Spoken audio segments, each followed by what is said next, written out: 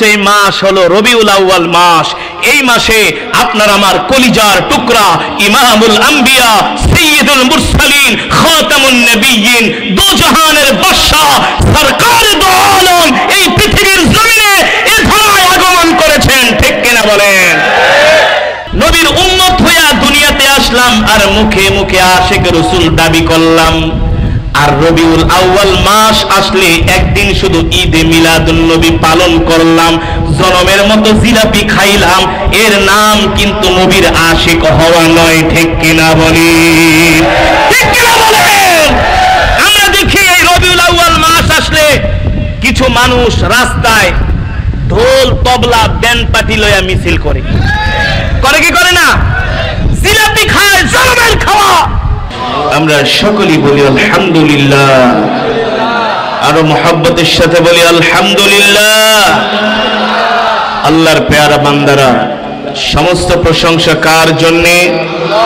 আরো আওয়াজ করে বলুন, কার জন্যে? হায়াতের মালিক কে? রিজিকের মালিক, আসমানের মালিক, জমিনের মালিক।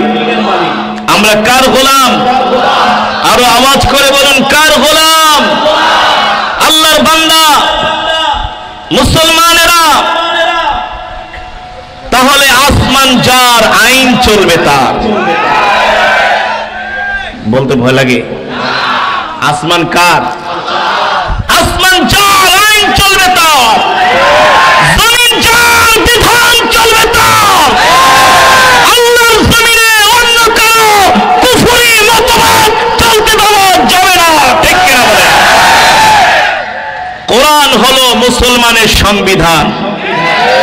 মুসলমানের সংবিধানের নাম আরো আওয়াজ করে বলুন। পৃথিবীতে 200 কোটি মুসলমান আছে। 200 কোটি মুসলমানের আল্লাহর দেওয়া কোরআন হলো সংবিধান। ঠিক কিনা বলেন?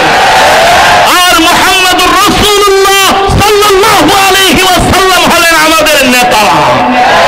আমাদের নেতাকে তোমার নবী, আমার নবী, তোমার নেতা, আমার নেতা, আমাদের নেতা বিশ্ব নবী মুস্তাফা। আমাদের সংবিধান হলো কোরআন। সংবিধান কোরআন। সেই কোরআন থেকে এতক্ষণ পর্যন্ত তেলাওয়াত করলাম। আল্লাহর কোরআনের সুরের মতো এত মায়াবী সুর, জাদু করা সুর পৃথিবীর জমিনে আর হতে পারে না। জোরে বলুন, পারে? মাঝে মাঝে সীমান্তের ওই পার থেকে কিছু গান আসে না? কিছু হিন্দি গান আসে, সিরিয়াল আসে, এই আসে সেই আসে। মানুষ 1 মাস 2 মাস দেখার পরে 3 মাসের সময় কই গান বন্ধ কর, নাইলে ঝাড়ু দিয়া পিটামু। এই সিরিয়াল বন্ধ কর, নাইলে টেলিভিশন ভেঙে ফেলবো। ঠিক কিনা বলেন? এক ঘ্যানঘ্যানানি টেনটেনানি আর ভালো লাগে না, নতুন কিছু দাও। আর যতগুলো গান আছে প্রত্যেকটা গানের টাইমিং লিমিটেশন হয় 3 থেকে 4 মিনিট। আমার সাথে আওয়াজ করে বলতে হবে। আমি যদি লজিক্যাল কথা বলি, কোরআন হাদিস থেকে বলি, যুক্তিসঙ্গত কথা বলি, মানতে শুনতে কোনো অসুবিধা আছে? আর যদি অসুবিধা থাকে তাহলে বুঝতে হবে ভিতরে সমস্যা আছে। আর ওই সমস্যা দূর করার জন্য আলেমদের কাছে আসতে হবে। অন্য কোথাও গেলে এই সমস্যা দূর। আল্লাহর বান্দারা, গানের টাইমিং হয় 2 মিনিট, 3 মিনিট, 4 মিনিট। কোন লেখক যদি একটা গান লেখে, প্রডিউসারের কাছে নিয়ে বলে, স্যার গান একটা লিখছি, বলে সুর করে নিয়ে আসো। সুর করে নিয়ে গেছে, বলে কয় মিনিট টাইম? কয় 5 মিনিট। ধর, এত লম্বা টাইম কি মানুষ শোনার সময় আছে নাকি? আরো টাইম কমায় আনো। বলে স্যার কয় মিনিট? বলে 3 থেকে 4 মিনিট হইলে হিট হবে। যত সময় কম তত হিট বেশি। ঠিক কিনা বলেন? আর আল্লাহর কোরআন যখন তেলাওয়াত হয়, যত টাইম বেশি হয় তত হিট বেশি হয়। যতই কোরআন পড়ে ততই মজা লাগে। ঠিক কিনা বলেন? লাগে কি লাগে না? এই কোরআন সেই 1450 বছর আগে আকায়ে নামদার তাজদারে মদিনা ইমামুল আম্বিয়া সাইয়্যিদুল মুরসালিন খাতামুন নবিয়্যিন নবী আকরাম নবী আজম মরুর মদিনায় সবুজ গম্বুজের নিচে শুয়ে আছে। সেই 1450 বছর ধরে এই কোরআন তেলাওয়াত হচ্ছে বাইতুল্লাহ মদিনায় মসজিদুল আকসা বাংলাদেশের প্রতিটা মসজিদে পৃথিবীর প্রতিটা কোনায় কোনায় প্রতিটা ইঞ্চি ইঞ্চি জায়গা যেখান থেকে সূর্য উদিত হয় যেখানে সূর্য ডোবে সব জায়গায় আল্লাহর কোরআনের তেলাওয়াত হয়। আজ পর্যন্ত কেউ বলতে পারে নাই এই তেলাওয়াত আর ভালো লাগে না, অন্য কিছু দাও।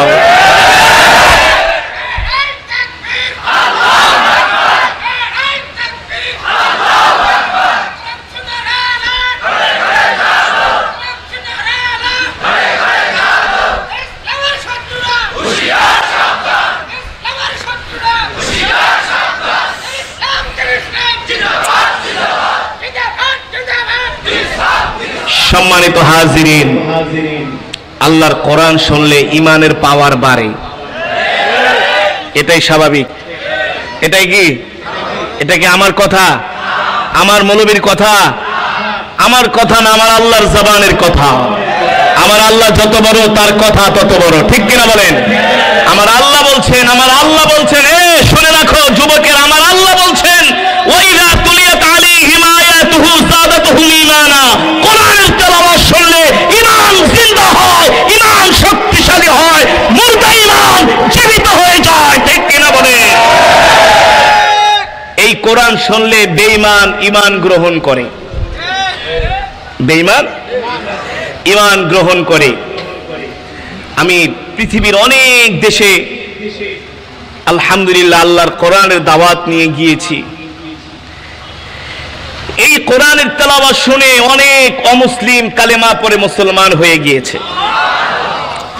গত 4 বছর আগে মালয়েশিয়ার রাজধানী, যারা মালয়েশিয়ায় থাকেন, মালয়েশিয়ার রাজধানী কুয়ালালামপুরে একটা বিখ্যাত মসজিদ আছে, মসজিদে জামে। আমাদের দেশের স্বাধীনতা দিবসে তো 3 দিন আগের থেকেই গান শুরু হয়ে যায়। কি শুরু হয়ে যায়? গান শুরু হয়ে যায়। আমরা তো অনেক উন্নত জাতি হয়ে গেছি, ডিজিটাল বাঙালি হয়ে গেছি, গোড়ার ডিম হয়ে গেছি। আর মালয়েশিয়া পৃথিবীতে এখন সেম আমেরিকা। আমরা তো আমেরিকার ভিসা পাওয়ার জন্য জুতা 4টা ক্ষয় হয়ে যায়, তারপরে আমেরিকা ভিসা দেয় না। আর মালয়েশিয়াদেরকে পোর্ট এন্ট্রি কোনো ভিসা লাগে না, যায় আর এয়ারপোর্ট থেকে সেই এয়ারপোর্ট থেকে সিল মেরা দেয়। সেই মালয়েশিয়ার কথা বলছি। বর্তমানে তারা পৃথিবীতে অন্যতম ধনী রাষ্ট্র, অথচ আমাদের বাংলাদেশের মতো এত কোটি কোটি মুসলমান ওই মালয়েশিয়াতে নাই। তারা অল্প সংখ্যক মুসলমান, কিন্তু তাদের ঈমানের পাওয়ার অনেক বেশি। তারা স্বাধীনতা দিবসকে বলা হয় মারদেকা। তাদের একটা রাষ্ট্রীয় প্রোগ্রামে আমাকে দাওয়াত করা হলো মসজিদে জামেকে কুয়ালালামপুরে। আসরের পরে আমার তেলাওয়াতের টাইম মাগরিব পর্যন্ত টানা 40 থেকে 45 মিনিট তেলাওয়াত করলাম। মসজিদের আশেপাশের এরিয়াতে, মসজিদের কম্পাউন্ডে, বারান্দায় তাকায় দেখি তেলাওয়াত শোনার জন্য শুধু মুসলমান না, অনেক খ্রিস্টান, অনেক অমুসলিমরা মসজিদের কম্পাউন্ডে দাঁড়ায় তেলাওয়াত শুনতেছে। অনেক অমুসলিম তারা ভিতরে চলে আসছে, কিন্তু মসজিদ কর্তৃপক্ষ তাদেরকে ভিতরে আসতে দেয় না, কারণ অমুসলিমদের পোশাক আশাক তো আর আমাদের মতো শালীন না। ওই মেয়েরা তো কোন রকম একটা পোশাক পরে পুরো শরীর খালি থাকে, এই অবস্থায় তো তারা মসজিদে ঢুকতে পারে না। মসজিদে ঢোকার জন্য তাদের আলাদা ইউনিফর্ম আছে, বোরকার মতো কিছু পোশাক দেওয়া হয়, এগুলো দিয়ে তারা পরে তারা মসজিদে ঢুকবে, এছাড়া ঢুকতে পারবে না। তো পোশাকগুলো শেষ, অনেক অমুসলিম মেয়েরা ছেলেরা এসে বলতেছে আমাদেরকে পোশাক দাও, আমরা তোমাদের মসজিদে ঢুকবো, তোমাদের কোরআনের তেলাওয়াত শুনবো। এই সুর আমাদেরকে আকর্ষিত করেছে, এই সুর আমাদের হৃদয়ে হানা দিয়েছে, এই সুর আমাদের হৃদয়কে বিগলিত করেছে, আমাদেরকে ঢুকতে দাও। মসজিদ কমিটি বলে আই এম এক্সট্রিমলি সরি, আমরা তোমাদেরকে আর ভিতরে ঢুকতে দিতে পারছি না। তার কারণ হলো আমাদের যে পোশাক ছিল সব আমরা দিয়ে দিয়েছি, এখন আমাদের কাছে আর ইউনিফর্ম পোশাক নাই, তোমাদেরকে ভিতরে ঢুকতে দেওয়া হবে না, তোমরা রাস্তায় দাঁড়ায় দাঁড়ায় কোরআন শোনো। মুসলমান না অমুসলিম? আজকে এই কোরআন শুনে অনেক অমুসলিম কালেমা পড়ে মুসলমান হচ্ছে, ঠিক কিনা বলেন? প্রতিনিয়ত, প্রতিদিন, এভরিডে পৃথিবীর বিভিন্ন জায়গায় তারা কোরআন রিচার্জ করে তারা মুসলমান হয়ে যাচ্ছে। তারা জানে এই কোরআন সত্য কোরআন, ঠিক কিনা বলেন?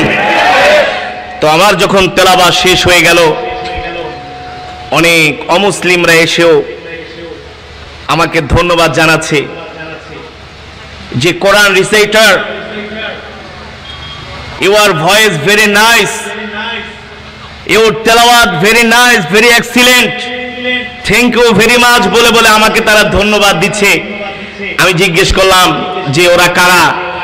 বলে ওরা হচ্ছে আমার দেশের পর্যটক, আমাদের দেশে ঘুরতে আসছে, রাস্তা দিয়ে যাচ্ছে, কোরআনের তেলাওয়াত শুনে তারা আর যাইতে পারে নাই, কোরআন তাদেরকে টেনে টেনে মসজিদে নিয়ে আসছে। আর জোরে বলেন আল্লাহু আকবার। সম্মানিত হাজিরিন, সেই কোরআনই আমি আপনাদের সামনে তেলাওয়াত করলাম। মালয়েশিয়ার স্বাধীনতা দিবসে তারা প্রতিটা মসজিদে মসজিদে এমন করে কোরআন তেলাওয়াতের আয়োজন করে। কি করে? শুধু কোরআন তেলাওয়াতের আয়োজনই না, তারা স্বাধীনতা দিবসের দিন তারা রোজা রাখে, আল্লাহ তাআলার শুকরিয়া আদায় করে। কেন তারা উন্নত হবে না? আর আমার দেশের মা বোনেরা খোলা অর্ধনগ্ন পোশাক পরার জন্য রাস্তায় আন্দোলন করে। এর চাইতে আর লজ্জার হতে পারে না, ঠিক কিনা বলেন? সম্মানিত হাজিরিন, আমি আপনাদের সামনে দীর্ঘক্ষণ সময় কোরআনুল কারীমের তেলাওয়াত করেছি। আপনারা খুশি নাকি বেজার? সত্যি খুশি? আমার তেলাওয়াত করার জন্য যে সাউন্ড কোয়ালিটি দরকার ছিল ওরকম হয় নাই, তারপর আমি আমার সর্বোচ্চ দিয়ে আল্লাহ তাআলার জবানের কালাম আপনাদেরকে শুনিয়েছি। আশা করি আপনাদের পাথরের মতো হৃদয় মোমের মতো নরম হয়েছে। হয় নাই? হয় নাই? তাহলে এই কোরআনের মাহফিল কি চলবে? জোরে বলুন চলবে? শেষ পর্যন্ত কে কে থাকবেন হাত উঠান, নারায়ে তাকবীর, নারায়ে তাকবীর। হাতগুলো সোজা করেন, সোজা করেন, নারা দেন, নারা দেন, বলেন আল্লাহ। আওয়াজ হয় নাই? আল্লাহ। ওয়াদা দিলাম শেষ মোনাজাত না দিয়ে বাড়িতে যাব না, বাড়িতে যাব না। আল্লাহ কবুল করে নেন। জোরে বলি আমিন। হাত নামান। মোনাজাত না দিয়ে চলে যাবেন, শেষ না করে চলে যাবেন। আমি মুসাফির। এই ওঠাউঠি করে কেন? বসো। সাহস কত? বসো। একজন ওঠা যাবে না। মজমার সৌন্দর্য যদি আপনার দ্বারা নষ্ট হয়, আল্লাহর কাছে আপনাকে জবাব দিতে হবে। মুসলমানের সন্তানেরা কোরআনের মজমায় আসলে চুলকানি শুরু হয়ে যায়, আর অন্য জায়গায় গেলে তো খুব মজা লাগে। জুয়ার আড্ডায় গেলে উঠতে মন চায় না, গাজার আড্ডায় গেলে উঠতে মন চায় না, বাবার আড্ডায় গেলে উঠতে মন চায় না। কোরআনের মজমায় আসলে এমন চুলকানি, এর কারণ হলো শয়তান ধোঁকা দিতেছে, ঠিক কি না বলেন? আমরা কার গোলাম? জোরে বলেন কার গোলাম? আমরা আল্লাহর গোলাম, ঠিক কিনা বলেন? আল্লাহর জবানের কালামের তেলাওয়াত যতক্ষণ চলবে, প্রত্যেকটা ইমানদার মুসলমানের ইমানি দায়িত্ব হলো শেষ পর্যন্ত বসে বসে কোরআনের বয়ান শুনবে, ঠিক কিনা বলেন? আমাদের সময় বেশি নাই, আপনাদেরকে আমরা বেশি লম্বা সময় দিতে পারবো না, এত সোজা না, অনেক কাজ আছে। কালকে দিনে প্রোগ্রাম আছে, রাত্রে প্রোগ্রাম আছে। তাহলে ব্যস্ত কে? আমি না আপনারা? জোরে বলেন। আমি মেহমান, আপনারা মেজবান। আমি আপনাদের বাড়িতে বেড়াইতে আসছি, আপনাদের এলাকায় আসছি। আগে কি আমি বিদায় নিব নাকি আপনারা? এখন আর বুঝেন না। রংপুরের মানুষ এখন একেবারে বোধাই সাচ্ছেন, সবই বুঝেন কিন্তু ভান ধরছেন। আগে বিদায় হয় মেহমান, তারপরে মেজবান, ঠিক কিনা বলেন?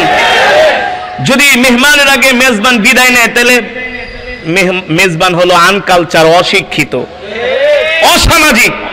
কিন্তু আপনারা তো অসামাজিক না, আপনাদের চেহারা দেখলে মনে হয় আপনারা সামাজিক। ভদ্র, শিক্ষিত, সভ্য।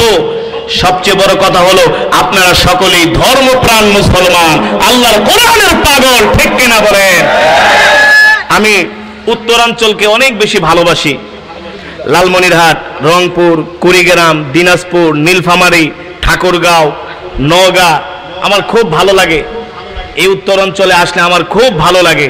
আসলে ঢাকা থেকে অনেক ডিস্টেন্স, অনেক দূর। গত বছর কয়েকটা প্রোগ্রাম করেছিলাম কুড়িগ্রাম, বুরুঙ্গামারি। এবছরও তারা ফোন দিয়া হাতে ধরে পায়ে ধরে, হুজুর একটা প্রোগ্রাম দেন। কিন্তু গত বছর আইসা জার্নি কইরা, এক জার্নিতে 4 দিন জ্বর ছিল। এক জার্নিতে কয়দিন জ্বর? আসছিলাম প্রাইভেট গাড়ি নিয়ে, গাড়ি গেছে নষ্ট হয়ে, দিছি পাঠায়া। পরে ট্রেনে গেছি, যেতে লাগছে 1 দিন। ওই দিনের প্রোগ্রামও শেষ, জ্বর এসে পড়ছে। তো আমরা যে ঢাকা থেকে আসি, অনেক কষ্ট করে আসি, অনেক কষ্ট, জীবনের রিস্ক। তারপরও যদি আপনারা কোরআনের মজমায় আইসা চাতক পাখির মতো আল্লাহর কোরআনের তেলাওয়াত যখন শুনেন, কলিজাটা ঠান্ডা হয়ে যায়। মালিক, তোমার জবানের কালাম তোমার বান্দারা শুনতেছে, আল্লাহ তুমি হেদায়াত দিয়া দাও, প্রত্যেকটা যুবককে হেদায়াত দিয়া দাও, ঠিক কিনা বলেন? এটাই হলো আজকের মাহফিলের সবচেয়ে বড় সফলতা, সবচেয়ে বড়। তাহলে আমরা ওয়াদা করেছি, মোনাজাত না দিয়ে কেউ উঠাউঠি করব দেখা যাবে এই লালমনিরহাটের মানুষ, এই এলাকার নাম কি, বড়বাড়ি নাকি? যাই হোক, বড়বাড়ি বিশাল বাজার দেখে আসলাম। এখন ওই বাজারের মধ্যে যায় দেখেন বসে বসে চা খায় আর বাংলা সিনেমা দেখে, কোরআনের মজমায় আসে না। এখানে এসে আধা ঘন্টা বসতে ভালো লাগবে না, আর ওইখানে বসে বসে 1 প্যাকেট বিড়ি 2-3 ঘন্টা শেষ করব, তাও খুব মজা। আসলে শয়তানে ধোকা দিচ্ছে, ঠিক কিনা বলেন? এখনো সময় আছে, মাইকের আওয়াজ যতটুকু যাচ্ছে প্রত্যেকটা ইমানদার মুসলমান কোরআনের মজমায় চলে আসেন, নইলে হাসরের ময়দানে আল্লাহর কাছে জবাব দিতে হবে, ঠিক কিনা বলেন? আল্লাহ বলবে, আমার কোরআনের তেলাওয়াত হয়েছিল, আমি তো তোদেরকে পাই নাই, তোরা তো চায়ের আড্ডায় ছিলি, আর তোমরা কোরআনের মজমায় ছিলা, যাও তোমাদেরকে মাফ করে দিলাম। শুধু মাফই করে দিব না, আজকে জান্নাতের মধ্যে আমি আল্লাহ আমার কুদরতি কণ্ঠ দিয়া তোমাদেরকে আমার কোরআনের তেলাওয়াত করে শোনাবো। আল্লাহ আমাদের কবুল করুন বলি আমিন।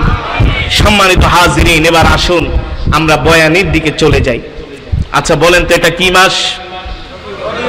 জোরে বলেন, আরো জোরে বলেন। ওই দিন এক মাহফিলে জিজ্ঞেস করেছিলাম, এটা কি মাস? বলে, হুজুর এটা হলো আশ্বিন মাস। আমি বললাম, আশ্বিন মাস কেন বললেন? হুজুর আমরা এই মাসে একটু ফসল টসল কাটি, তো এ কারণে মনে রাখছি। আমি কে হায় রে কপাল পরা মুসলমান, আপনি আশ্বিন মাসটা মনে রাখছেন, অথচ এই মাস হলো রবিউল আউয়াল মাস।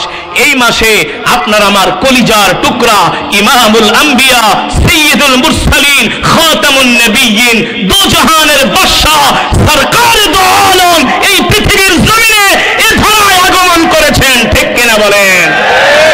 এই মাস আমাদের জন্য খুশির মাস, এই মাস আমাদের জন্য বরকতের মাস, ঠিক কিনা বলেন? আমার নবী এই দুনিয়ার জমিনে আসবেন, আগ থেকেই আল্লাহ তাআলা সমস্ত প্রস্তুতি নিয়েছেন। আর বলেন সুবহানাল্লাহ। আমার নবী এই দুনিয়ায় আসবেন, প্রস্তুতি নিয়েছেন আমার আল্লাহ। কেন আমার আল্লাহ প্রস্তুতি নিয়েছেন?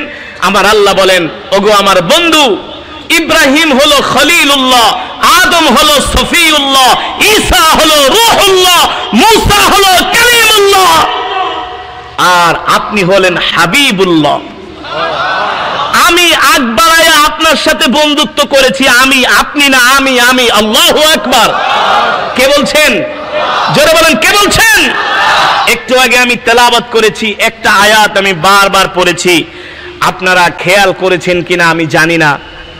একটা আয়াত আমি বারবার তেলাওয়াত করেছি, মা কানা মুহাম্মাদুন আবা আহাদিম মির রিজালিকুম ওয়ালাকির রাসূলুল্লাহি ওয়া খাতামান নাবিয়্যিন। আল্লাহ বলে, নবী আপনি হলেন শেষ নবী, আপনার পরে আর কোন নবী আসবে না, আর কোন নবী। আপনার যদি 5টা সন্তান থাকে, তাহলে সবচেয়ে আদরের সন্তান কে?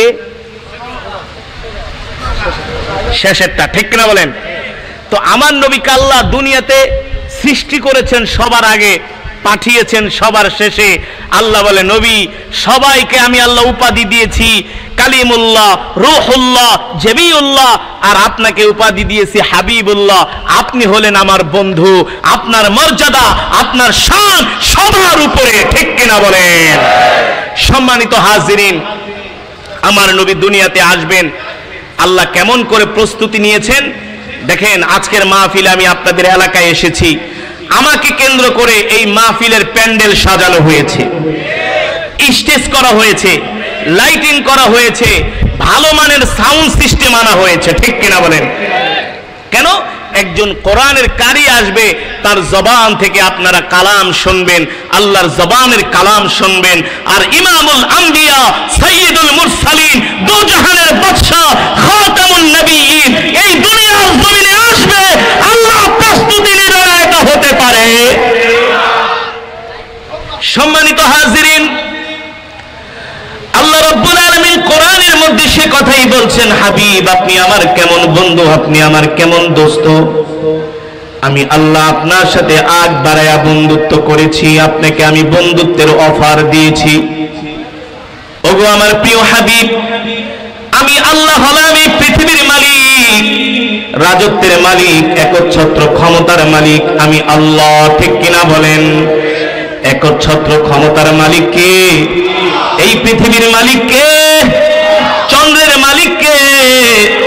আজকে বৃষ্টি দিয়েছেন কে? বৃষ্টি বন্ধ করেছেন কে? এখন গরম, আর 15 দিন পরে ঠান্ডা শুরু হবে। কি শুরু হবে? এমন ঠান্ডা হবে আর 15 দিন পরে। এই মাঠে যদি কোনো ওয়াজ মাহফিল হয়, মানুষ লক্ষ লক্ষ টাকা খরচ করে এসি লাগাইলেও এত ঠান্ডা করতে পারে না, অথচ আল্লাহ তাআলা পুরা বাংলাদেশটাকেই ঠান্ডা করে দিবেন, ঠিক কিনা বলেন? তাহলে এই ঠান্ডার মালিক কে? সেই আল্লাহ বলছেন, ও আমার হাবিব, আমি আল্লাহ এমন আল্লাহ, আমার এমন ক্ষমতা, আমার এমন পাওয়ার, আমি হলাম একচ্ছত্র ক্ষমতার মালিক। আল্লাহু আলা কুল্লি শাইইন কাদির, সর্বময় ক্ষমতার মালিক আল্লাহ। আল্লাহ রাব্বুল আলামিন বলছেন, হাবিব এই পৃথিবীর জমিনে আমি যত মাখলুকাত সৃষ্টি করেছি সবাই আমার তাসবিহ পাঠ করে, সবাই আমার গোলামি করে, আমার কদমে সেজদা দেয়। দেয় কি দেয় না? আরো জোরে বলেন, দেয় কি দেয় না? আল্লাহ তাআলা বলেন, হাবিব আমি আল্লাহ কারো ইবাদত করি না, কারো তাসবিহ পাঠ করি না, কিন্তু আমি আল্লাহ আপনার নামে দুরূদ পড়ি। কে বলছেন? আরো জোরে বলেন, কে বলছেন? আল্লাহ বলছেন, হাবিব আমি কারো ইবাদত করি না, কারণ আমি তাসবিহ পাঠ করি না, আমি কেনই বা করব? আমি তো সবকিছুর মালিক, ঠিক কি বলেন? আল্লাহ রাব্বুল আলামিন বলছেন, হাবিব আমি কিন্তু আপনার নামে দুরূদ পড়ি, শুধু আমি পড়ি না, ইন্নাল্লাহ আল্লাহ বলেন আমি পড়ি, ওয়া মালাইকাতাহু আমার ফেরেশতাও পড়ে। আল্লাহু আকবার। সেই আল্লাহ রাব্বুল আলামিন আমার নবীকে দুনিয়াতে পাঠাবেন। আমার নবী তো সাধারণ কোন ঘরে জন্ম নিতে পারে না, ঠিক কিনা বলেন? আর আমার নবীর পিতাও দুনিয়ার কোন সাধারণ মানুষ হতে পারে না, আমার নবীর মাতাও দুনিয়ার কোন সাধারণ মহিলা হতে পারে। আমার নবীর পিতার নাম কি? আরো জোরে বলেন। আমার নবীর পিতার নাম হলো আব্দুল্লাহ। আল্লাহু আকবার। এখনো আব্দুল্লাহ বিবাহ করে নাই।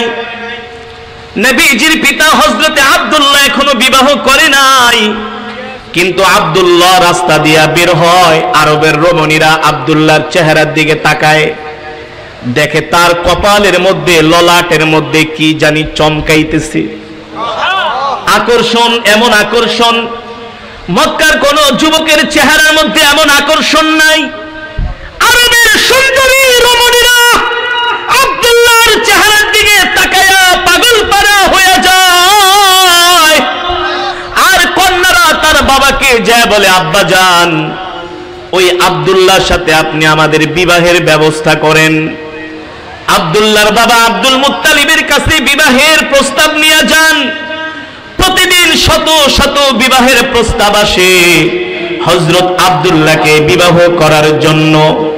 এত প্রস্তাব, এত প্রস্তাব, এত প্রস্তাব, আব্দুল মুত্তালিব শেষ পর্যন্ত বিরক্ত হয়ে যায়।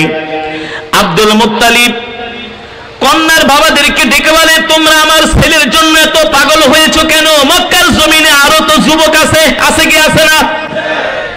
তাদের জন্য পাগল হও না, আমার সন্তানের জন্য কেন পাগল হও? প্রতিদিন শত শত বিবাহের প্রস্তাব আসে, মানুষ বাড়িতে মানুষের ভিড় লেগে থাকে। আব্দুল মুত্তালিবের স্ত্রী ওই সমস্ত সুন্দরী রমণীদেরকে ডেকে বলে, তোমরা আমার ছেলের জন্য কেন পাগল হয়েছো? আরবের রমণীরা এক কথায় উত্তর দেয়। আব্দুল মুত্তালিবের স্ত্রী আব্দুল্লাহর মা শুনে রাখেন, আপনার সন্তান আব্দুল্লাহর চেহারার মধ্যে, কপালের মধ্যে আমরা কি যেন একটা আকর্ষণ দেখতে পাই, একটা সৌন্দর্য দেখতে পাই। ওই চেহারার দিকে তাকাইলে দুনিয়ার সব কিছু ভুলা যায়। এত সৌন্দর্য, এত সৌন্দর্য আরবের কোন যুবকের চেহারার মাঝে আমরা দেখতে পাই না। আল্লাহু আকবার। আরে কেনই বা দেখতে পাবে না? আব্দুল্লাহর ঔরস থেকেই তো আমার নবীর জন্ম। দুনিয়ার কোন সাধারণ মহিলার সাথে হযরতে আব্দুল্লাহর বিবাহ হয় নাই। হযরত আমিনার সাথে হযরতে আব্দুল্লাহর বিবাহ হয়ে যায়। আব্দুল্লাহ 3 দিন পর্যন্ত রাস্তায় বের হয় না। 3 দিন পরে যখন রাস্তায় বের হয়, আরবের রমণীরা আবার খবর পায়, শুনছো নাকি আব্দুল্লাহ রাস্তায় বের হইছে, চলো চলো এক নজর যায় দেখা আসি। আর জোরে বলেন সুবহানাল্লাহ। আরবের রমণীরা এবার রাস্তায় আসে আব্দুল্লাহকে দেখার জন্য। এক নজর দেখে আর চোখ ফিরায় ফালায় চলে যায়। হযরত আব্দুল্লাহ ডেকে বলে, আমরা আরবের রমণীরা, তোমরা আমার সাথে এমন করছো কেন? আরবের রমণীরা হযরত আব্দুল্লাহকে ডাক দিয়া বলে, আব্দুল্লাহ, বিবাহের আগে আপনার কপালের মধ্যে, চেহারার মধ্যে আমরা কি যেন একটা আকর্ষণ দেখতে পাইতাম, কিন্তু আপনার বিবাহ হয়ে গেছে, 3 দিন অতিবাহিত হয়েছে, এখন আর আপনার চেহারার মধ্যে আমরা ওই আকর্ষণ আর দেখতে পাই না। ওই আকর্ষণটাই হলো আমার কলিজার টুকরা বিশ্ব নবী, ঠিক কিনা বলি? হযরতে আমিনার গর্ভে আল্লাহর পয়গম্বর চলে গিয়েছেন। তামাম কুল কায়নাতের মধ্যে ঘোষণা হয়ে গেছে, আল্লাহর নবী রাহমাতুল লিল আলামিন আর কিছুদিন পরে দুনিয়াতে আসবে। আল্লাহু আকবার। হযরতে আমিনার গর্ভে আল্লাহর পয়গম্বর চলে গিয়েছেন। যেতে যেতে কিছুদিন পরে হযরতে আব্দুল্লাহ ব্যবসা করার জন্য মক্কা থেকে সিরিয়ায় রওনা হয়। পথিমধ্যে হযরতে আব্দুল্লাহর ইন্তেকাল হয়ে যায়। আল্লাহ তাআলা তার প্রিয় বান্দাকে উঠায় নেন। বাড়িতে খবর আসে, আমিনা, আপনার স্বামী আব্দুল্লাহর বেঁচে নাই, আব্দুল্লাহ ইন্তেকাল করেছেন। একেই তো বিধবা হয়ে গেলেন, দ্বিতীয়ত তার গর্ভে সন্তান।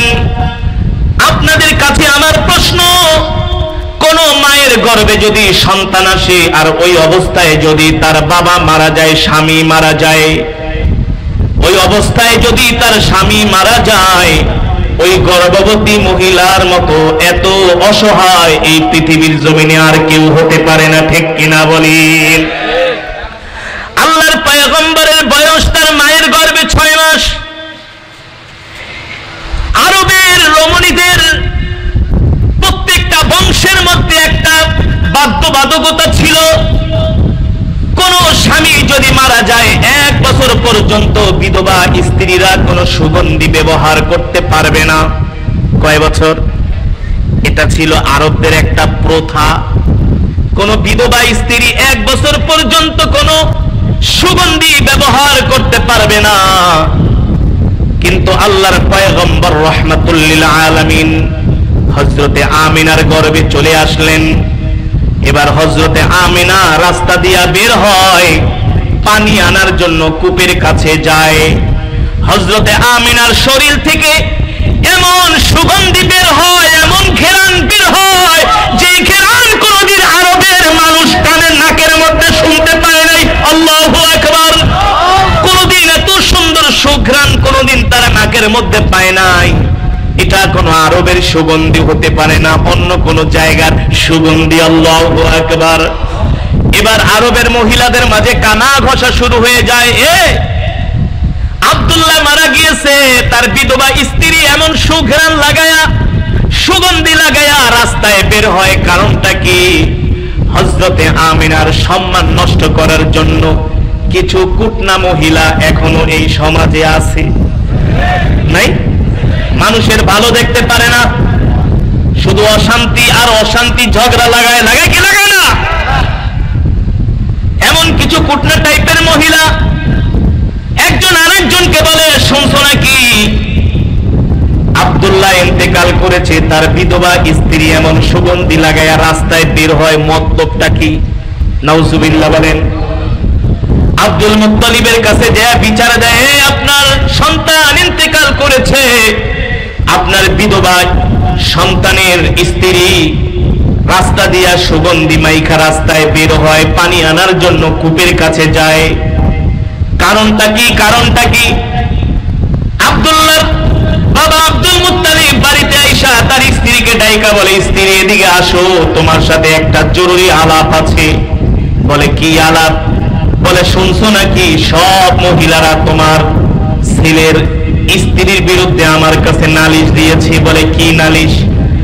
বলে তোমার বৌমা সুগন্ধি লাগায় রাস্তায় বের হয়, পানি আনার জন্য কূপের কাছে যায়, এমন ঘেরান, ওই ঘেরান সোনার, ওই ঘেরান নাকে নেওয়ার জন্য আরবের শিশুরা মহিলারা পর্যন্ত রাস্তায় লাইন দিয়া দাঁড়ায় থাকে। আল্লাহু আকবার।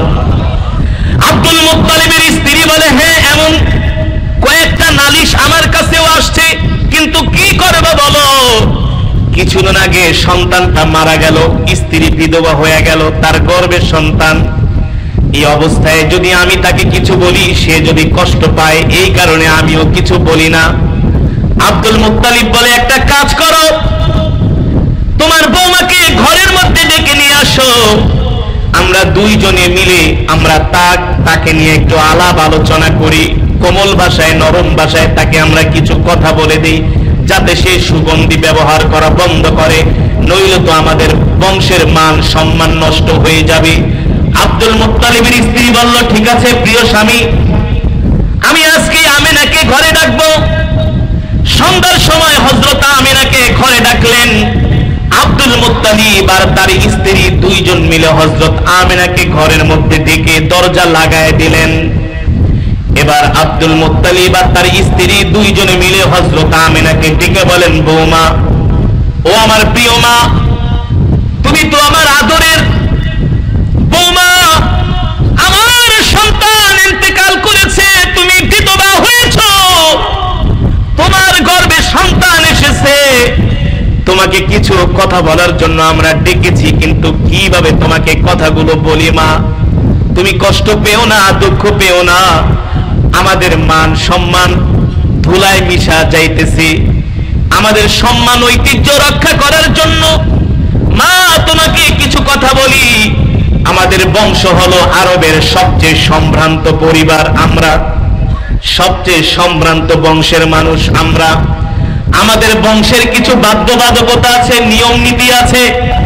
হযরত আমিনা বলে, আম্মা জান, আমার কারণে কি আপনাদের মান সম্মান নষ্ট হচ্ছে? আব্দুল মুত্তালিব বলে, না মা, মান সম্মান নষ্ট হয় নাই, তোমাকে ছোট্ট কিছু কথা বলার জন্য ডেকেছি। হযরতে আমিনা বলে, আব্বাজান কি বলবেন?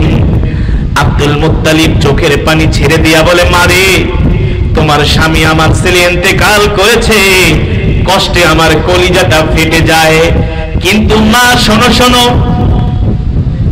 তুমি আমাদের ঘরে আসছো, তোমার শরীর থেকে এমন খুশবু বের হয়, তোমার শরীর থেকে এমন ঘেরান বের হয় রে মা, এই খুশবু তুমি কোত্থেকে পেলা? আল্লাহু আকবার। আব্দুল মুত্তালিবের স্ত্রী টাইকা বলে, ও আমার প্রিয় বৌমা, তুমি রাগ করো না, শুধু ঘরের মধ্যে না, তুমি যখন রাস্তায় বের হও, রাস্তায় বের হইলেও নাকি তোমার শরীর থেকে সুঘ্রাণ বের হয়। এত দামি সুগন্ধি তুমি কই পাইলা রে মা? কোত্থেকে আনলা? মা, তুমি যদি এমন সুগন্ধি লাগায়া রাস্তায় বের হও, আশেপাশের মানুষ তোমার সুগন্ধি নাকে নেওয়ার জন্য রাস্তায় দাঁড়ায় থাকে, এতে করে তো আমাদের সম্মান নষ্ট হয়। মা তুমি আজ থেকে সুগন্ধি ব্যবহার করা বন্ধ করে দাও। এই কথা শোনার পরে হযরতে আমিনা বলে, আম্মা জান, আম্মা জান, আল্লাহি রব্বুল কাবা, আমি রবের কসম খায়া বলি, কাবার রবের কসম খায়া বলি, আম্মা জান, আপনারা ভাবতেছেন আমি বাজার থেকে কোন দামি সুগন্ধি এনে আমার শরীরের মধ্যে মাখি? না না না, আল্লাহি রব্বুল কাবা, আমি আমার শরীরে কোনো দামি সুগন্ধি মাখি না। যেই দিন থেকে আমার গর্ভে আমার সন্তান এসেছে, সেই দিন থেকে আমার শরীর থেকে এমন খুশবু বের হচ্ছে। আল্লাহু আকবার, আল্লাহু আকবার। হযরত আব্দুল মুত্তালিব বলে, বলো কি বৌমা? বলে হ্যাঁ, শুধু আমার শরীর থেকে সুগন্ধি বের হয় না, আমি যদি থুতু ফেলি আমার থুতু থেকেও সুগন্ধি বের হয়। আব্দুল মুত্তালিবের স্ত্রী বলে, মা এই কারণেই তো তুমি গোসলখানায় গেলে সেখান থেকেও ঘেরান বের হয়। আল্লাহু আকবার। হযরতে আমিনা ডাইকা বলে, আম্মা জান, এই কিছুদিন আগে আমার কাছে জিবরাইল আসছে। আর বাস্তে কোন সুবহানাল্লাহ, এই 2-3 দিন আগে আমার কাছে জিবরাইল আসছে। বলে কেন আসছে? কেন আসছে? বলে আমি স্বামী হারা একজন বিধবা স্ত্রী, আমার গর্ভে সন্তান, আমার কত মনের কথা আছে, স্বামী নাই, কার কাছে বলবো, মনের দুঃখে কান্না করতেছি। আমার সন্তানকে খেলনা কে কিনে দিবে? আমার সন্তানকে কে খেলা করার জন্য মাঠে নিয়ে যাবে? এই কথা ভেবে আমি মনে মনে কান্না করতেছি। আসমান থেকে আল্লাহ জিবরাইলকে আমার কাছে পাঠাই দিছে। জিবরাইল আয়েশা বলে, আমিনা আপনি কান্না করেন কেন? আপনার গর্ভে যে সন্তান এসেছে সে দুনিয়ার কোনো সাধারণ মানুষ নয়, তিনি হলেন ওয়ামা আরসালনাকা ইল্লা রাহমাতাল লিল আলামিন। আল্লাহু আকবার। ওয়ামা আরসালনাকা ইল্লা রাহমাতাল লিল আলামিন। জিবরাইল আয়েশা বলে, আমিনা আপনি কান্না করেন কেন, কষ্ট পান কেন? আপনার গর্ভে যে সন্তান আসছে, এই সন্তান তো দুনিয়ার কোন সাধারণ সন্তান না, এই সন্তান হলো আল্লাহর পয়গম্বর। আল্লাহু আকবার। আমিনা আপনি কষ্ট পাবেন না, আপনার গর্ভে যে সন্তান আসছে এই সন্তানের নাম আপনি নিজে রাখবেন না, এই সন্তানের নাম আল্লাহ রেখে দিয়েছেন। আল্লাহু আকবার। আমিনা জিজ্ঞেস করলেন, জিবরাইল আমার সন্তানের নাম কি হবে আপনি বলেন? বলে আমি বলি না, আল্লাহ বলে দিয়েছেন আপনার গর্ভে যে সন্তান এসেছে এই সন্তানের নাম হবে মুহাম্মদ। আল্লাহু আকবার। আল্লাহু আকবার। আর আপনি মনে মনে কষ্ট পাচ্ছেন, আপনি মনে মনে কষ্ট পাচ্ছেন, আপনার সন্তানকে কে খেলনা কিনে দিবে? আমিনা শোনেন শোনেন, আপনার সন্তান দুনিয়ার কোন সন্তান নয়, আপনার সন্তান হলো দুজাহানের বাদশা। আপনার সন্তান দুনিয়ার কোন কাঠের খেলনা দিয়ে খেলবে, এটা আপনার সন্তানকে মানাবে না, তার শানের খেলাফ। কোন মাটির খেলনা দিয়ে খেলবে, এটা আপনার সন্তানকে মানাবে না, সে দুজাহানের বাদশা, আল্লাহর পরে যার পাওয়ার। আপনার সন্তান দুনিয়ার কোন কাপড়ের খেলনা দিয়ে খেলবে, এটাও তাকে মানাবে না। হযরত আমিনা ডেকে বলেন, জিবরাইল আমার সন্তান কি দিয়ে খেলবে? জিবরাইল ডাক দিয়া বলে, আমিনা আপনার সন্তানের সাথে খেলা করার জন্য আল্লাহ তাআলা আসমানের চাঁদ আপনার বাড়িতে পাঠিয়ে দিবে, আর ওই চাঁদ আপনার সন্তান মুহাম্মদের সাথে খেলা করবে। আল্লাহু আকবার।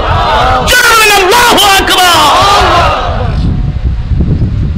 মুত্তালিব আর তার স্ত্রী শুনে বলে, বলো কি মা? বলে হ্যাঁ, এখানেই শেষ না। আমরা জান, আমি যখন রাস্তা দিয়ে বের হই, মরুভূমির পাথরগুলো গরমে উত্তপ্ত হয়ে যায়।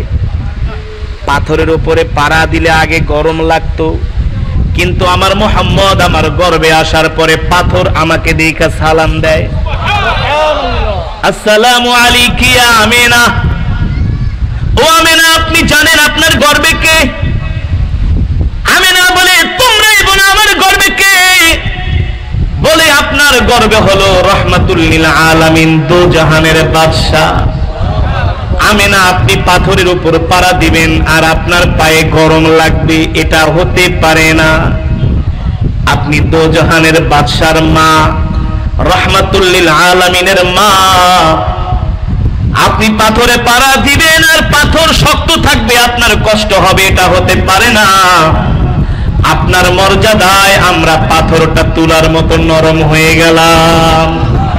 হযরত আমিনা রাস্তা দিয়ে হেঁটে যায়, গাছগুলো হযরত আমিনাকে সালাম দেয়, আল্লাহু আকবার। আমিনা জানেন আপনার গর্বে কে? বলে, বলো আমার গর্বে কে? বলে, আপনার গর্বে হলো রাহমাতুল লিল আলামিন। শুধু এখানেই শেষ না, হযরত আমিনা পানি আনার জন্য কূপের কাছে যায়। কোথায় যায়? কূপের পানিগুলো নিচে পড়ে যায়, কূপের পানির স্তরগুলো নিচে পড়ে যায়।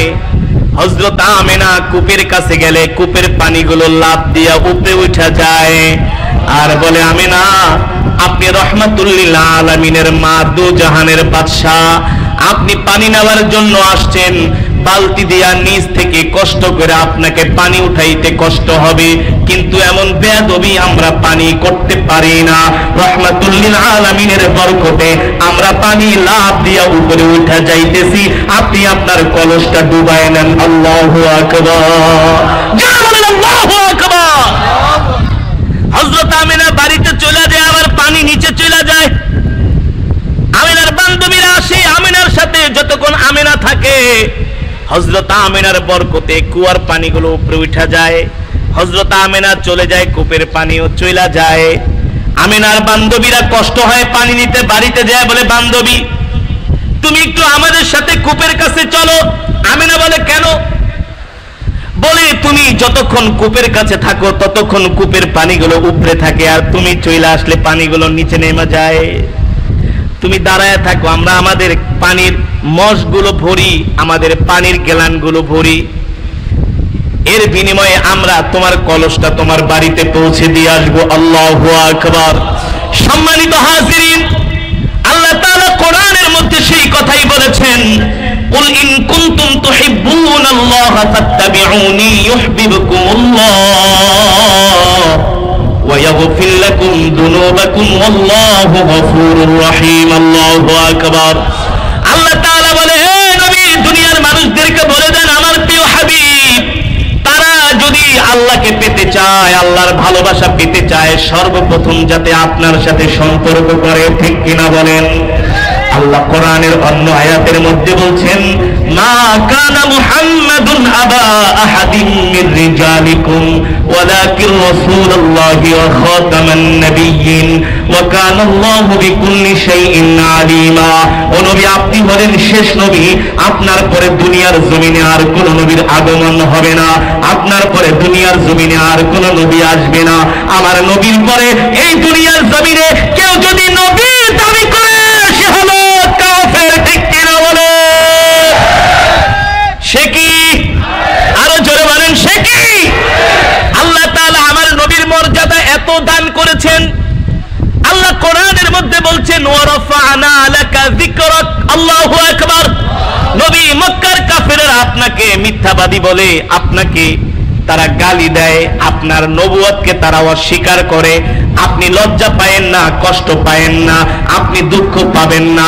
ওয়ারাফা'না লাকা যিকরাক। ও নবী, আমি আপনার মর্যাদা কিয়ামত পর্যন্ত জান্নাতেও সমুন্নত রাখবো। ঠিক কিনা বলি? আল্লাহ তাআলা আমার নবীর এত মর্যাদা দিয়েছেন, আমার নবীকে এত ভালোবেসেছেন। কেমন ভালো, কেমন ভালো! যারা মদিনা শরীফে গিয়েছেন, নবীজির রওজায়ে আতহারের পাশে গিয়েছেন, নবীজিকে সালাম দিয়েছেন, তারা নবীজির রওজায়ে আতহারের গেটের সামনে লেখা আছে একটা আয়াত লেখা আছে। আল্লাহ বলছেন, সাবধান সাবধান, তোমরা আমার নবীর সামনে জোরে জোরে কথা বলো না। ঠিক কিনা বলেন? আমার নবীর সামনে উঁচু আওয়াজে কথা বলো না। আমার নবীর সামনে কেউ উঁচু আওয়াজে কথা বলবে, এটা আমার আল্লাহ বরদাস্ত। আমার আল্লাহ আমার নবীকে এত ভালোবাসেন। সম্মানিত হাজিরিন, সেই নবীর উম্মত আপনি আমরা সকলেই, ঠিক কিনা বলেন? আমরা সকলেই সেই নবীর উম্মত। আল্লাহ তাআলা সেই নবীর উম্মত করে আমাদেরকে দুনিয়াতে পাঠাইছেন। খুশি নাকি বেজার? আরো জোরে বলেন, খুশি নাকি বেজার?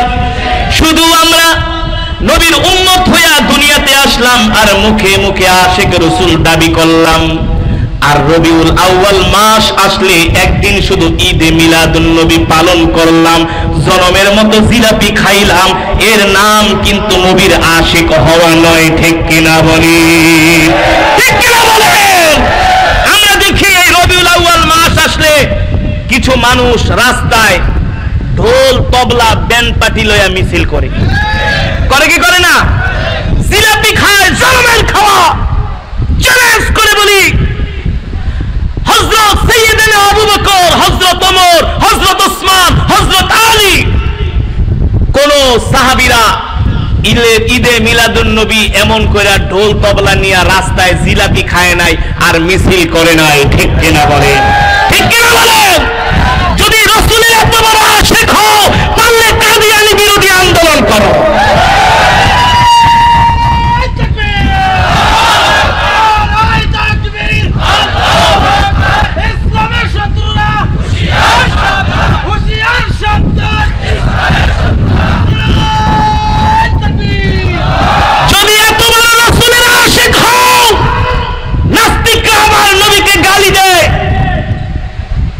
প্রতিবাদ করতে যায় আমার ভাইয়েরা রাজপথে শাহাদাত বরণ করে, আমার ভাইয়েরা জেলের মধ্যে বন্দী হয়ে কথা বলতে যায়।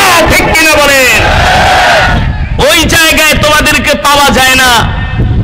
আর ঈদে মিলাদুন নবী আসলে ঘোড়ার ভিতরে ঘর বানায়া একেবারে গোলাপ ফুল গাঁদা ফুল দিয়া বাসর ঘর সাজায়া রাস্তায় মিছিল করো, ভণ্ডামির জায়গা পাও না। সত্যিকারে আশিক রাসূল তারাই যারা কখনো নবীর ইজ্জতের বিরুদ্ধে কথা বললে কখনো সহ্য করতে পারে না। পারে? তারাই আশিক রাসূল। আর নবীকে গালি দেয়, তোমার গায়ে আগুন জ্বলে না, তুমি বছরে একদিন জনমের মতো জিলাপি খাইবা আর আশিক রাসূল দাবি করবা, এগুলো হচ্ছে শয়তানের কাজ। এগুলো শয়তানের কাজ। রাসূলের আশিকরা কোনদিন নবীকে বছরে একদিন ভালোবাসে না, তারা 365 দিন নবীকে ভালোবাসে। ঠিক কিনা বলে? নবীর শানে দুরূদ পড়ে। কি পড়ে? উসমানীয় খেলাফতের খলিফা আব্দুল হামিদ রহমতুল্লাহি আলাইহি কেমন আশিক ছিলেন? প্রতিদিন রাত্রে নবীজির নামে 1000 বার দুরূদ শরীফ পড়তেন। কয় হাজার বার? কয় হাজার বার? উসমানীয় খলিফা আব্দুল হামিদ রহমতুল্লাহি আলাইহি খলিফা ছিলেন, প্রেসিডেন্ট। নবীজির নামে ঘুমানোর আগে প্রতিদিন 1000 বার দুরূদ শরীফ পড়তেন। একদিন তিনি রাজ্যের হিসাব নিকাশ করতে যায় নবীজির নামে দুরূদ পড়তে ভুলে গেছেন। নবীজির নামে দুরূদ পড়তে আশিক রাসূল কাকে বলে? ভালো করে শুনে যান। আশিক রাসূল কাকে বলে? ওই রাজ্যের মধ্যে একজন দরিদ্র মানুষ ছিল, সেও ছিল আশিক রাসূল। এত দুরূদ পড়তেন নবীজির নামে, এত দুরূদ, এত দুরূদ। ঘুমের ঘরে আল্লাহর নবীর সাথে তার জিয়ারত নসিব হয়ে গেছে। আর জোরে বলেন সুবহানাল্লাহ। প্রতিদিন সেজদা দিয়া কান্নাকাটি করে, আল্লাহ আমি ঋণগ্রস্ত হয়ে গেছি, তুমি আমাকে ঋণ থেকে বাঁচাও, একটা পথ বের করে দাও। নবীজির নামে এত বেশি দুরূদ পড়ে আল্লাহর নবীর সাথে তার জিয়ারত নসিব হয়ে গেল। নবীজি তাকে ঘুমের ঘরে বলল, শোনো, তুমি ঋণগ্রস্ত, তুমি আমার উম্মত, তোমার জন্য তো আমার অনেক মায়া লাগে, তবে একটা কাজ করো, আমার আশিক, আমার প্রিয় উম্মত আব্দুল হামিদের কাছে যাও, যাইয়া বলবা তোমার যে ঋণগুলো আছে যাতে সে তার রাজ দরবারের কোষাগার থেকে তোমাকে কিছু অর্থ দেয়, যাতে করে ঋণগুলো তুমি পরিশোধ করতে পারো। কিন্তু এখানে কথা আছে, তুমি যদি যাইয়া বলো যে আল্লাহর নবী আমাকে স্বপ্নে দেখাইছে, আপনাকে বলছে রাষ্ট্রীয় কোষাগার থেকে আমাকে কিছু অর্থ দেন আমার ঋণ পরিশোধ করার জন্য, এই কথা যদি যাইয়া বলো, সে বিশ্বাস নাও করতে পারে যে বন্ডামি করতে আসছো, আমাকে ধোঁকা দেওয়ার জায়গা পাও না। তবে একটা কাজ করো, শোনো, তুমি তাকে বলবা যে আপনি নাকি গতকাল রাত্রে আল্লাহর নবীজির নামে 1000 বার প্রত্যেকদিন দুরূদ শরীফ পড়েন, কালকে রাত্রে নাকি আপনি দুরূদ শরীফ পড়তে ভুলে গেছেন। সুবহানাল্লাহ বলেন। এই কথা বললে যদি সেই আসলে রাসূলের আশিক হয়, তাহলে সে ধরা খাবে কি খাবে না? আর এই লোকটা সত্য প্রমাণিত হবে কি? সে রাজ দরবারে গেলেন, এই কথা ভালো করে খেয়াল করেন, কেউ উঠাউঠি করবেন না, প্লিজ বসেন, এই ছেলে বসো। সে রাজ দরবারে গেলেন, জয়া দরজা নক করলেন, প্রহরীরা তাকে বললেন তুমি এখানে কেন এসছো? বলে আমি একটু খলিফার সাথে দেখা করতে চাই। বলল মিয়া তুমি খলিফার সাথে দেখা করবা এতই সোজা? আগে ইনভিটেশন নাও, শিডিউল নাও, তারপরে আসো। বলে না, খলিফাকে যায় বলবা আমাকে আল্লাহর নবী পাঠাইছে। আরো জোরে বলেন সুবহানাল্লাহ। প্রহরীরা শুনে কয় তোমাকে আল্লাহর নবী পাঠাইছে, বুঝলাম না। শুনলে কেমন যেন একটু ঘাবলা লাগে না? আসলে তো আল্লাহর নবী তাকে স্বপ্নে দেখাইছে। প্রহরীরা তাকে ভিতরে ঢুকতে দেয় না, একজন আরেকজনের সাথে কানাঘুষা করে, কিরে কি বলে আল্লাহর নবী পাঠাইছে? বলে শোনো, যদি আল্লাহর নবী পাঠাইছে এই কথা বইলা থাকে, এটাকে তুচ্ছ তাচ্ছিল্য করো না। তার কারণ হলো আমাদের খলিফা হলো আল্লাহ রাসূলের আশিক। আগে যে খলিফার কানে আওয়াজটা পৌঁছাও যে আল্লাহর নবী আপনার কাছে একজন লোক পাঠাইছে।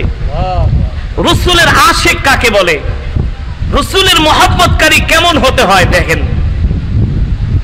যে যাকে ভালোবাসে তার নাম শুনলে পাগল হয়ে যায়, বেকরার হয়ে যায়, ঠিক কিনা বলেন?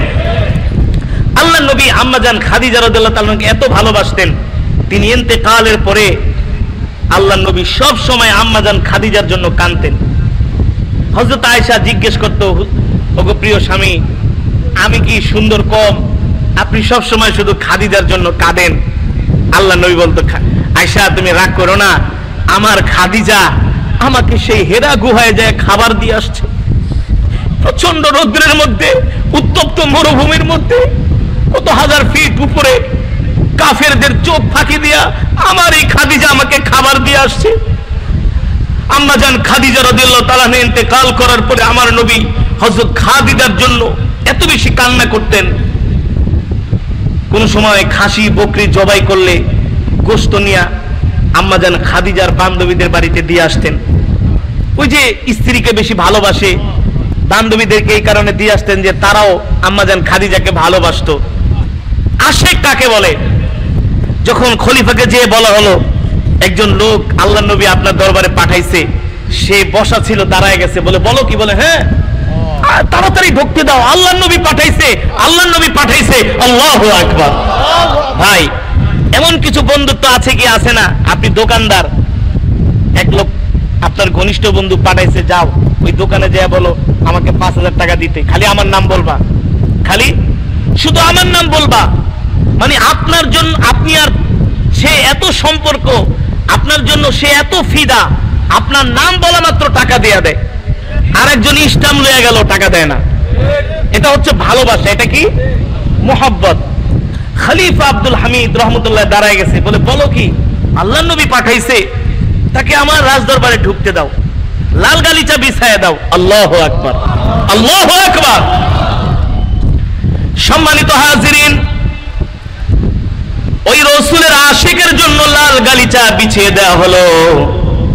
আব্দুল হামিদ রহমতুল্লাহি আলাইহি তার যে চেয়ারটা ছিল,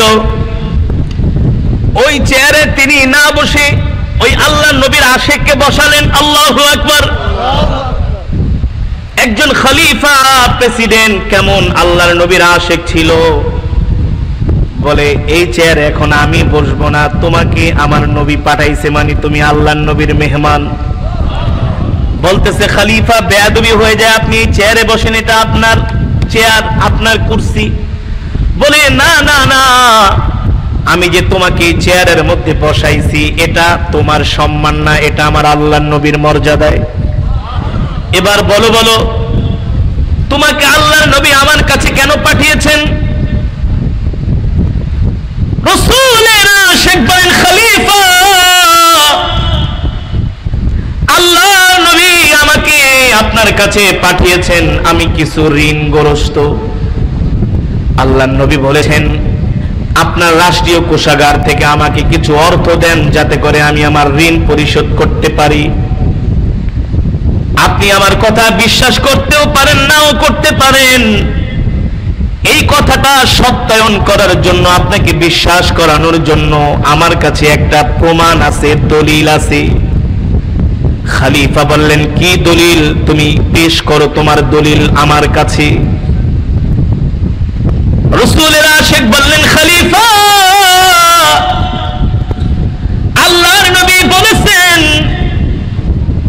আপনি নাকি নবীজির নামে কালকে রাত্রে 1000 বার দুরূদ শরীফ না পড়েই ঘুমায় গেছেন।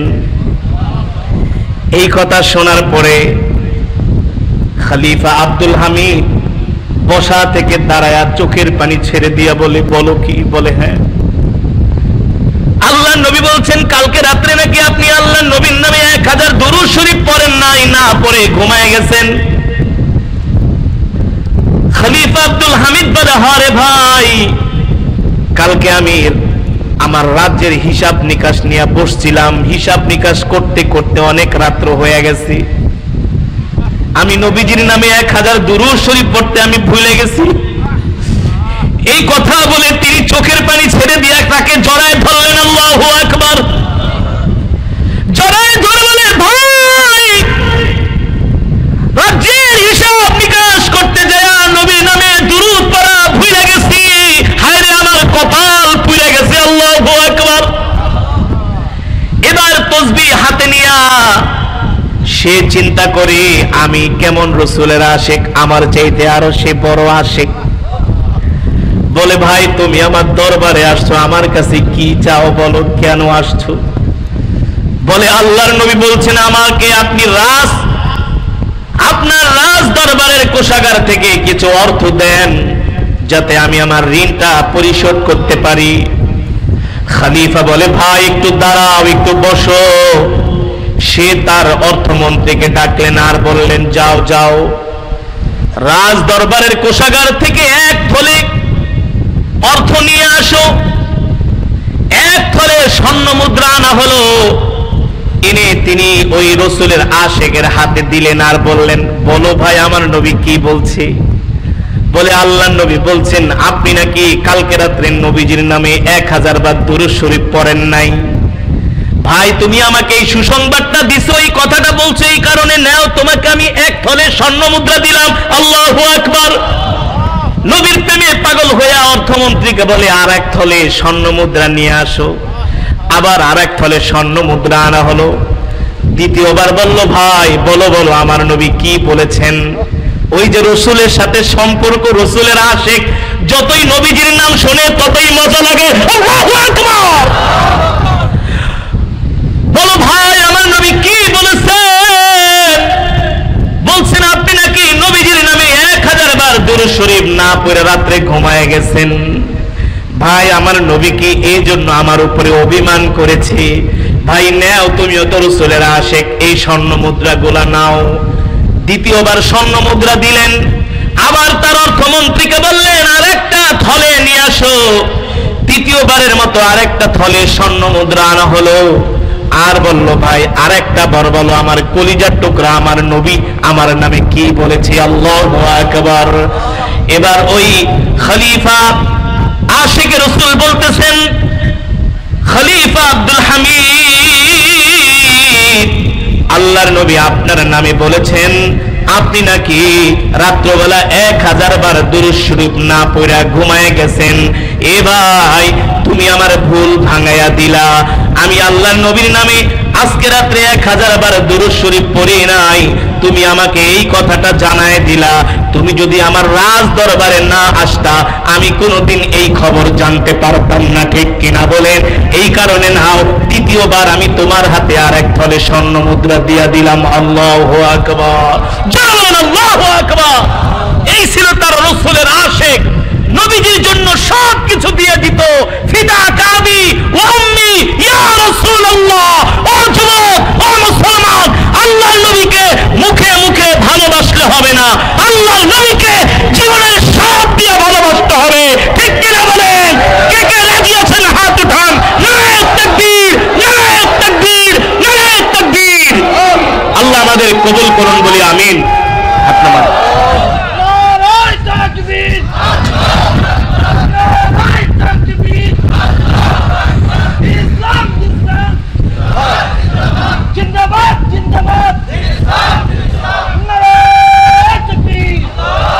সম্মানিত হাজিরিন, তাহলে আজকের মাহফিল থেকে আমরা প্রতিশ্রুতিবদ্ধ হব, ওয়াদাবদ্ধ হব, জীবনে যতদিন বাঁচবো আল্লাহর নবীকে জীবনের চাইতে বেশি ভালোবাসবো।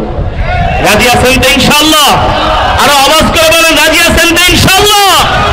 আল্লাহ রাসূলের হাদিস। এই বাবারা বসেন বসেন, আপনাদের হাত জোর করে বলছি, ওঠাউঠি করবেন না। আমরা অল্প কয়েক মিনিটের মধ্যে মোনাজাত দিয়ে দিব। একজনও বরকত থেকে মাহরুম হবেন না। শেষ ভালো যার, রংপুরের মানুষ জোরে বলেন, শেষ ভালো যার, সব ভালো তার। আমরা সবাই জ্ঞানী, বুদ্ধিমান, শিক্ষিত, বিচক্ষণ, কেউ উঠাউঠি করবো না। বসেন প্লিজ, আমরা এখনই মোনাজাত দিয়ে দিব। রাসূলের একটা হাদিস বলে আমি শেষ করছি। নবীজি বলছেন, মান আহাব্বা সুন্নতি ফাকাদ আহাব্বানি ওয়া মান আহাব্বানি কানা মাই ফিল জান্নাহ। নবীজি বলছেন, যে দুনিয়ার জমিনে আমার সুন্নতগুলো মানবে, সুন্নতগুলো জিন্দা করবে, সুন্নতগুলো পালন করবে, আমি নবী সাথে করে তাকে নিয়ে আল্লাহর জান্নাতে প্রবেশ করব। আমরা চাই না আল্লাহর নবীজির সাথে জান্নাতে যাই? চাই না ভাই? ভাই, বাইতুল্লাহ গিয়েছিলাম, বাইতুল্লাহর জিয়ারতে, নবীজির রওজায়ে আতহারের পাশে গিয়েছিলাম। আসতে মন চায় না, দেহটা চলে আসছে বাংলাদেশে, কিন্তু মনটা পড়ে আছে মদিনা শরীফে। যেই দিন চলে আসি রওজায়ে আতহার থেকে, গেটে চলে আসি, আবার দৌড়ে যাই, গেটে চলে আসি, আবার দৌড়ে যাই। মনে হচ্ছে কি জানি রেখে আসছে। কলিজার টুকরা, নয়নের মণি, হৃদয়ের স্পন্দন, প্রিয় নবীর রওজায়ে আতহার ছেড়ে চলে আসতে মন চাচ্ছে না। খেতে আসি, আবার বারবার দৌড়ে যাই, আবার সালাম দেই, মন ভরে না, মন ভরে না। ফিদা কাবি ওয়া উম্মি ইয়া রাসূলুল্লাহ। নবী চলে যাচ্ছি, মন চাচ্ছে না। ভিসার মেয়াদও শেষ, টিকিটের টাইমও শেষ। কত রাসূলের আশিকেরা রওজায়ে আতহারের কাছে যায় শিশুর মতো ডুকরে ডুকরে কান্না করে। আসেন না, আমরা এমন করে নবীজিকে জীবনের সবকিছুর চাইতে ভালোবাসি, এমন করে রাসূলের আশিক হয়ে যাই, তাহলে আমরা আল্লাহ রাসূলের সাথে আল্লাহর জান্নাতে যেতে পারবো, ঠিক কিনা বলেন? আল্লাহ আমাদের সকলকে কবুল করুন বলি আমিন।